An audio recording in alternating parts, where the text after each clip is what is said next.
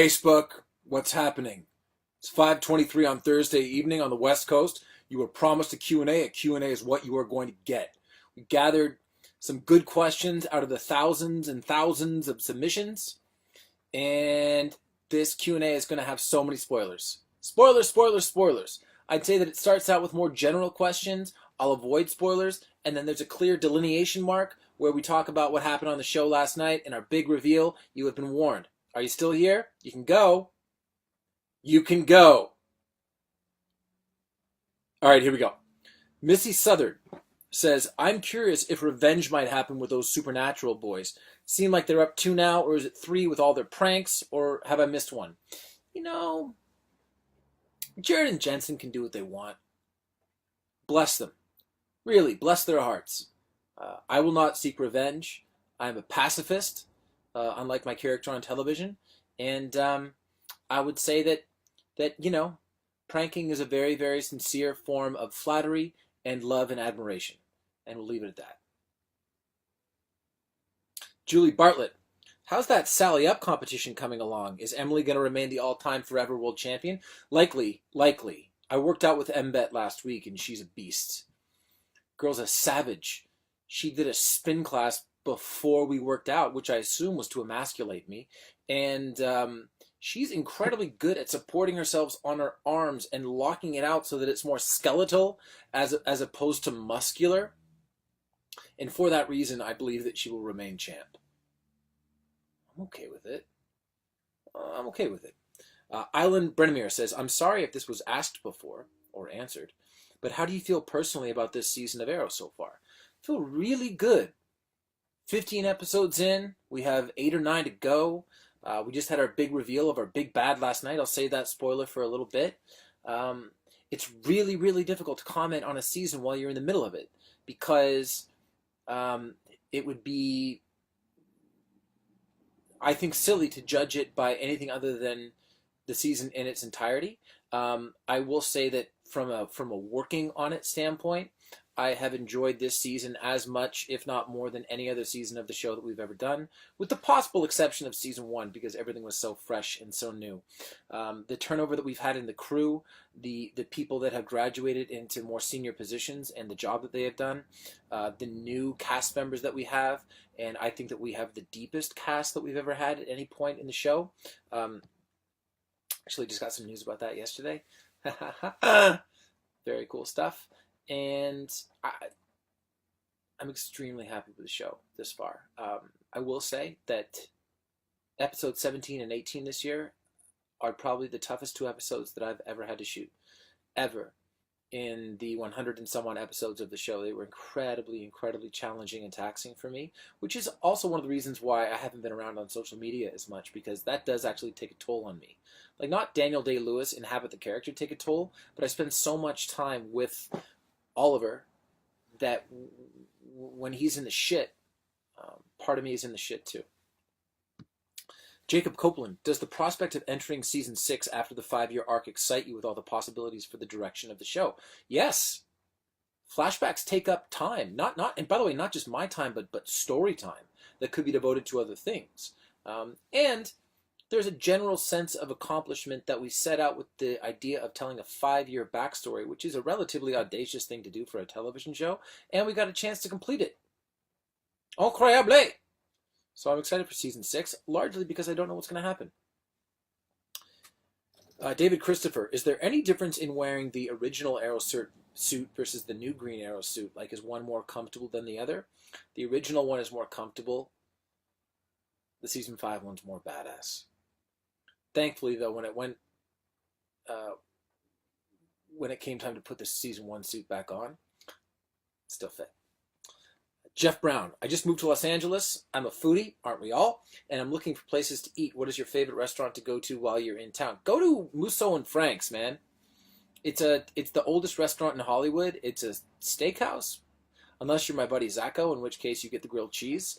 But you know, the waiters there have been there for a long time. They tell great stories. I used to go there for breakfast all the time. I don't think a lot of people knew that it was open for breakfast or know that it's open for breakfast. So I'd go check out Musso and Frank's. A lot of history there. Jessica Threes Tran. Hey! Hi. What was the recent teaser post about American Ninja Warrior? Something like a promise is a promise. I know it wasn't your post, but you shared it. What does it mean? It means that when I was at Salt Lake City Comic Con last year, somebody said to me, I would like you to do American Ninja Warrior. And I said, I will try to do it in 2017. I will tweet the show's producers, and I will try to make it happen. And a promise is a promise. Okay. Shauna Bushman, Code 8 question.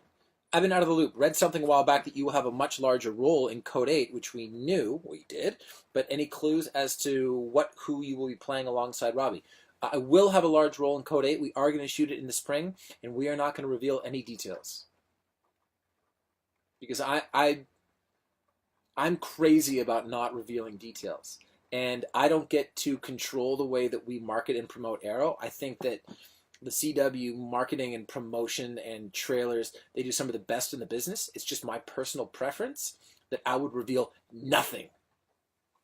So yes, I will be involved in Code 8, and we will be shooting it in the spring. And that's it. Jerry Hitchcock, I would like to know if Oliver is going to see his son anytime soon. He basically ruined his relationship with Felicity, true, to have a relationship with his son, kind of, but he hasn't seen him yet. Will this ever happen? We reference my son William in our next episode. So there. Kate, doing a pretty good job of hiding your hair with hats, but we can still see how long your hair is. Are we going to find out why soon? I'm just trying to make it so that the sideburns that I grow here meet up with my facial hair. Actually, no, there's no reason. Well, there might be a little bit of a reason. And it has to do with the character arc that Oliver is going through. Another thing you may have noticed, bags under the eyes. Like darkness under the eyes in the past several episodes. Not an accident. We have a plan on the show. Laura Hayden says, it's highly unlikely I'll be able to get to the States or Canada. So seeing as you're in a better financial state than I, okay, would you like to come to England for a brew and a chat? Are you really from England? Because wouldn't it be a pint? Like a pint and a chat? I'm going to be in the UK in late May, and we're going to have Heroes and Villains Fan Fest there. That show is sold out, which is crazy. And tomorrow we are putting tickets on sale for a Knocking Point wine mixer, where I also assume there will be pints. And we fully intend and expect that to be the biggest party in the history of Knocking Point. So, got my questions here. So, yeah, I mean, Laura, if you're assuming that you're a perfectly normal, sane, rational individual, then yeah, let's do it, okay? We'll stay in touch. All right, now we are going to shift more towards questions from last night. All right, spoilers are coming. Here we go. Jennifer Booker says, why did Oliver ask Felicity to help him with Susan Williams without thinking about how she would feel about it? He didn't think about her feelings. Why? So that's one question from the thread, but the thread was really populated with a generally thematic question, which is, a lot of people find Oliver unlikable this year, which is totally fine.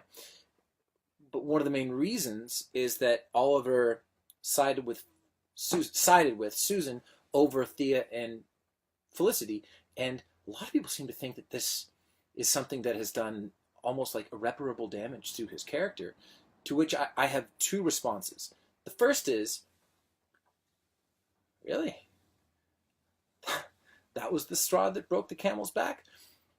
In season 1, Oliver was a murderer who killed dozens of people and then led his best friend down a dark path right into his untimely death. So that was pretty bad. In season 2, Slade murdered his mother, and Oliver's go-to move on the B-side of it, after being powerless to stop it, was to ostensibly commit suicide by giving himself up to Slade. Gugh. In season 3, he turns his back on the team. I mean, there was a long-range plan, but he definitely did kidnap Diggle's wife, the mother of his child, put his kid in real danger, and actually put his wife in real danger too. So that was unfortunate. In season 4, Oliver and Felicity built a relationship built on one thing and one thing exclusively. I mean, love and fun and bedroom antics, but primarily trust. And then he lied to her aggressively. And then he lied to her again by omission. And she walked out on him like she should have. And he asked her to stay, and she said no, and he knew that he deserved it. So I would say that that was bad too. And I think that those are 4 examples that I just came up with off the top of my head from 4 seasons. I could probably come up with 20 more. So I don't totally see how this would be the thing that made Oliver completely unlikable, but maybe that brings me to the second thing. There has been a crack in Oliver's character this year. But now that we know that Prometheus is Adrian Chase, someone that has ensnared himself in Oliver's inner circle, has made him trust him, and has theoretically been manipulating him every step of the way, doesn't that begin to make sense? It does to me. I mean, I know more about where we're going, but even if I just knew what I knew through episode 15, it would still make sense to me. One last thing. I think that Oliver was right for the way that he handled the situation in, I guess it would have been episode 514 and 515, if for no other reason than he didn't think that Susan Williams would expose him as the Green Arrow, and she hasn't. And he thought that Thea and Felicity went too far. And based on the fact that Susan got her job back, and the world didn't explode, they did. Moreover, I think that Oliver's underlying concern is with 2 parts. One, the fact that this is a microcosm of a larger pattern of behavior with Thea that has led her to want time away from not only the mayor's office, but everybody. So clearly, she is going through something similar to what she went through with her bloodlust last year. Concurrently, Felicity just joined a rogue technology organization that has questionable morals. And neither one of them is talking to Oliver about it. So, yeah, that would be my answer to that. It's okay not to like Oliver, but really? That's what did it? Everyone's entitled to their opinion. Ashley Dillinger, I saw your tweet about Prometheus's plans working in regards to Oliver's actions. If you had to describe what you think Prometheus wants Oliver to feel in terms of each of his relationships, what would that be? Great question. So, Slade was very much about taking out everyone that Oliver cared for and then taking out Oliver. Whereas what we've seen from Prometheus, who we now know to be Chase, is that he wants to destroy Oliver specifically because of actions that Oliver undertook. So I think it's far less to do with the people that are close to Oliver in his life, and much more to do with helping Oliver see a part of himself that Chase is convinced is there, and maybe he's right. But it's definitely taken an effect on Oliver this year, which has been a real joy and excitement to play for me. Catherine Wright says, how has it been wearing a suit to work more regularly this season that's not made of leather? And have you discussed this with Cody Rhodes? I mean, I've enjoyed the mayoral outfit, and I credit Cody Rhodes with the fact that when I booked Arrow and my time went away, I stopped being any sort of fashionista. Not that I was before. I've always kind of been a jeans and t-shirt guy, but I had nothing north of jeans and t-shirt. So according to Cody Rhodes, and I believe in this now, and I've actually started to utilize it, when in doubt, just go with a suit and tie. Okay. Joan Vasquez Gutierrez mentioned, you mentioned on Twitter you knew the identity of Prometheus since June. What else did you know since then? Come on! Can't say that. Ray Littlefield, never imagined Adrian being Prometheus, mostly because I thought for sure he was Vigilante. My question is, who is Vigilante then? Is he also going to be someone we least expect? Maybe. How do you know it's a he? I mean, it would be a very tall woman, but that's okay. Jenny George, I thought there was more to the DA than meets the eye, and now we know. Really enjoying your scenes with Josh Segarra. Can't wait to see more with him both as Chase and Prometheus. Can you tease anything about him and Oliver in the upcoming episodes? It is coming to a head. If you've seen the promo for next week's episode, you know that Oliver finds out almost immediately that Chase is Prometheus. What I really like is that Chase is put himself in a position where he doesn't have to extricate himself from his day-to-day work. He can stay on as the district attorney because he has thought so far ahead of Oliver this year. I mean, if you're planning something, but the other person doesn't know you're planning it, it doesn't make the person who's the victim of the scheme stupid. It means they're in the dark. And Adrian has put Oliver in checkmate, which is why, conveniently, the title of our next episode is Checkmate. And now that I can talk about it, I really have to lend a hand to Josh Segarra, who's been absolutely phenomenal this year, not only as a co-worker, but as a friend and a fellow wrestling fan. He's a really good dude, and he's really knocked it out of the park. And his ability to play Chase before we knew what we know, and his ability to just unleash the evil with this character post 515 has been really, really stunning to watch. He's been incroyable. That's it. Last thing before we go. Thank you. I know I was away for a little bit, so I would like to thank you again. We are hurtling through our 5th season. We are back in the teens, like 111 or 12 or something. I actually should know the number, and it's all because of you. I would say that I've noticed clashing factions of the fan base. Not so much more this year than last year, but I would say that we do make the show for everybody. Right? There is no consideration given to a section of the fan base because in my mind that basic conceit is ridiculous. There should be no sections of a fan base. I don't want to get into Barack Obama's quote, but we're not a collection of red states and blue states. We're the United States. We're not a collection of comic book lore and mythos of the show. We are a collection of Arrow fans. At least we should be. And that's how we make the show. That's how I speak when I speak about the show. That's how I react when I feel like someone has taken something out of context, and that's it.